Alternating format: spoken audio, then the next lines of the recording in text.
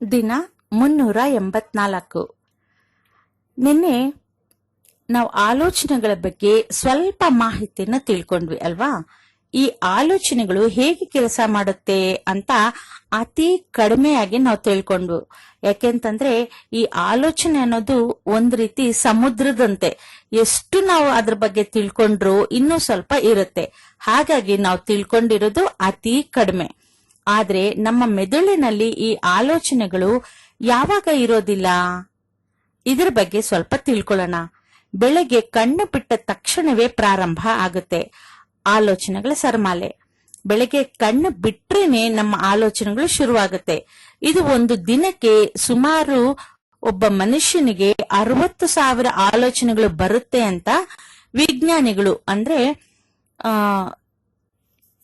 ಮನೋವಿಜ್ಞಾನಿಗಳು ಕಂಡು ಹಿಡಿದಿದ್ದಾರೆ. ರಾತ್ರಿ ಮಲಗುವಾಗ ಈ ಆಲೋಚನೆಗಳು ಇರೋದಿಲ್ಲ, ನಿದ್ದೆ ಬಂದ ಮೇಲೆ ಈ ಆಲೋಚನೆಗಳು ಇರೋದಿಲ್ಲ ಅಂತ ಅನ್ಕೊಂಡಿರ್ತಾರೆ ಕೆಲವರು. ಆದ್ರೆ ಇದು ಕೆಲವರಿಗೆ ಮಾತ್ರ. ಒಬ್ಬ ವ್ಯಕ್ತಿ ರಾತ್ರಿ ಹಾಸಿಗೆಯಲ್ಲಿ ನಿದ್ದೆ ಮಾಡೋಣ ಅಂತ ಆಲೋಚನೆ ಮಾಡಿ ಮಲಗ್ತಾನೆ. ಅವನು ನಿದ್ದೆ ಜಾರೋದಿಕ್ಕೆ ಎಷ್ಟೋ ಅವಸ್ಥೆಗಳು ಅಥವಾ ಹಂತಗಳು ಇರುತ್ತೆ. ಮೆಲ್ಲ ಮೆಲ್ಲಗೆ ನಿದ್ದೆಗೆ ಜಾರ್ತಾನೆ. ಸಮಾಧಿ ಸ್ಥಿತಿ ತಲುಪಿದ ಮೇಲೆ ಅವನಿಗೆ ಆಲೋಚನೆಗಳು ಬರೋದಿಲ್ಲ. ಆದ್ರೆ ಅದಕ್ಕೂ ಮೊದಲೇ ಅವನಿಗೆ ಆಲೋಚನೆಗಳು ಬರ್ತಾನೆ ಇರುತ್ತೆ. ಆದ್ರೆ ಆ ಆಲೋಚನೆಗಳಿಗೆ ಅವನ ದೇಹ ಸ್ಪಂದನೆ ಮಾಡೋದಿಕ್ಕೆ ಆಗೋದಿಲ್ಲ. ಯಾಕೆಂತಂದ್ರೆ ಅದು ತುಂಬಾ ದಣದಿರುತ್ತೆ. ಆಲೋಚನೆಗೆ ಸ್ಪಂದಿಸಲಾರದಷ್ಟು ಅದು ನಿದ್ದೆಗೆ ಜಾರಿರುತ್ತೆ. ಆಗ ಈ ಆಲೋಚನೆಗಳು ಸ್ವಪ್ನವಾಗಿ ಅವನಿಗೆ ನಿದ್ದೆಯಿಂದ ಎದ್ದ ಮೇಲೆಯೂ ಅವನಿಗೆ ನೆನಪಿನಲ್ಲಿ ಉಳಿಯುವಂತೆ ಮಾಡುತ್ತೆ. ಆದ್ರೆ ಇವನು ಯಾವಾಗ ಪೂರ್ತಿಯಾಗಿ ನಿದ್ದೆಗೆ ಜಾರ್ತಾನೋ ಆಗ ಇವನ ಆತ್ಮ ಇವನ ದೇಹದಿಂದ ಹೊರ ಹೋಗುತ್ತೆ. ಅರ್ಥ ಆಯ್ತಾ? ಇವನು ಯಾವಾಗ ಪೂರ್ತಿಯಾಗಿ ನಿದ್ದೆಗೆ ಜಾರ್ತಾನೋ ಆಗ ಇವನ ಆತ್ಮ ಇವನ ದೇಹದಿಂದ ಹೊರ ಹೋಗುತ್ತೆ. ಹೊರ ಹೋದ್ರೂ ಸಹ ಆ ಆತ್ಮಕ್ಕೆ ದೇಹಕ್ಕೂ ಕನೆಕ್ಷನ್ ಅನ್ನೋದು ಇರುತ್ತೆ. ಈ ಕನೆಕ್ಷನ್ಗೆ ಬೆಳ್ಳಿ ತಂತಿ ಅಥವಾ ಸಿಲ್ವರ್ ಕಾರ್ಡ್ ಅಂತ ಹೇಳ್ತೀವಿ. ಈ ಕನೆಕ್ಷನ್ ಕಟ್ ಆದ್ರೆ ಈ ವ್ಯಕ್ತಿಯ ಸಾವು.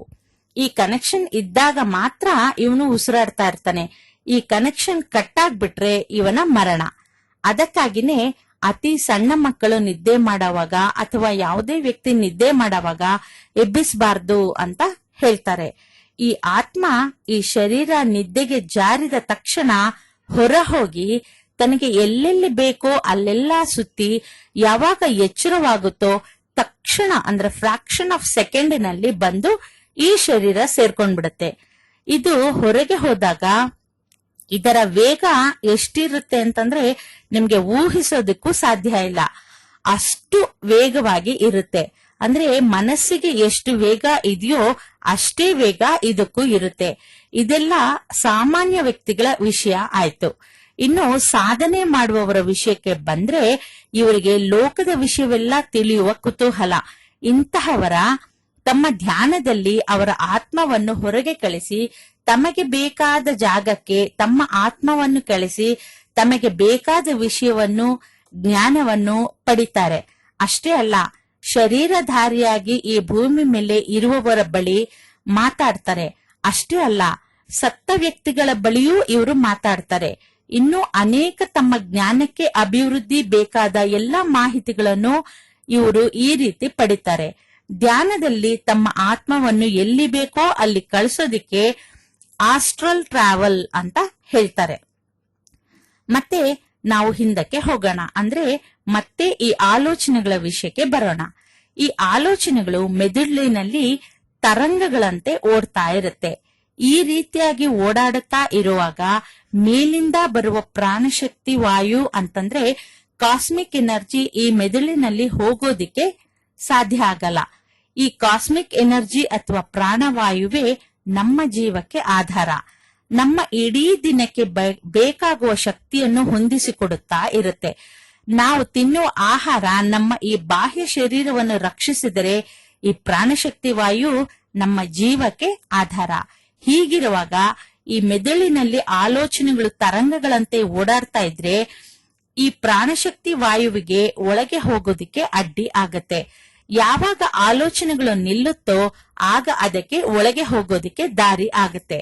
ಅಂತಂದ್ರೆ ಇವಾಗ ನೀವು ಕೇಳ್ಬಹುದು, ನಿಮ್ಗೆ ಇವಾಗ ಒಂದು ಸಂದೇಹ ಬರ್ಬೋದು, ಸದಾ ಆಲೋಚನೆ ಮಾಡೋ ವ್ಯಕ್ತಿಯು ಬದುಕಿರ್ತಾನೆ ಅಲ್ವಾ, ಸದಾ ಆಲೋಚನೆ ಮಾಡ್ತಾ ಇರೋನ್ಗೆ ಕಾಸ್ಮಿಕ್ ಎನರ್ಜಿ ಒಳಗ್ ಹೋಗೋದಿಲ್ಲ ಅಂತ ಹೇಳಿದ್ರಿ, ಆದ್ರೆ ಆಲೋಚನೆ ಮಾಡ್ತಾ ಇದ್ದವನು ಬದುಕಿರ್ತಾನಲ್ವಾ ಅಂತ ನೀವು ಕೇಳ್ಬಹುದು. ಇಂಥವ್ರಿಗೆ ನಿದ್ದೆನಲ್ಲಿ ಕೆಲವು ತಾಸು ಮಾತ್ರ ಸಮಾಧಿ ಸ್ಥಿತಿ ಉಂಟಾಗುತ್ತೆ. ಈ ಹೊತ್ತಿನಲ್ಲಿ ಅಂದ್ರೆ ಯಾವಾಗ ಇವನು ನಿದ್ದೆನಲ್ಲಿ ಸಮಾಧಿ ಸ್ಥಿತಿಗೆ ಹೋಗ್ತಾನೋ ಆ ಹೊತ್ತಿನಲ್ಲಿ ಇವರಿಗೆ ಆ ಪ್ರಾಣಶಕ್ತಿ ವಾಯು ಒಳಗೆ ಹೋಗುತ್ತೆ. ಈ ಪ್ರಾಣಶಕ್ತಿ ವಾಯು ಆಲೋಚನೆಗಳಿಂದ ಒಳಗೆ ಹೋಗದೆ ಇರುವುದು ಅಥವಾ ಸಮಾಧಿ ಸ್ಥಿತಿಯಲ್ಲಿ ಒಳ ಹೋಗುವುದು ಹೇಗೆ ಅಂತಂದ್ರೆ, ನಿಮ್ಗೆ ಅರ್ಥ ಆಗುವಂತೆ ಉದಾಹರಣೆ ಒಂದಿಗೆ ಹೇಳ್ಬೇಕು ಅಂತಂದ್ರೆ, ಒಂದು ನಲ್ಲಿ ಅಥವಾ ಒಂದು ಕೊಳಾಯಿ ಟ್ಯಾಪ್, ಅದರ ಕೆಳಗೆ ಒಂದು ಬಿಂದಿಗೆ ಇದೆ.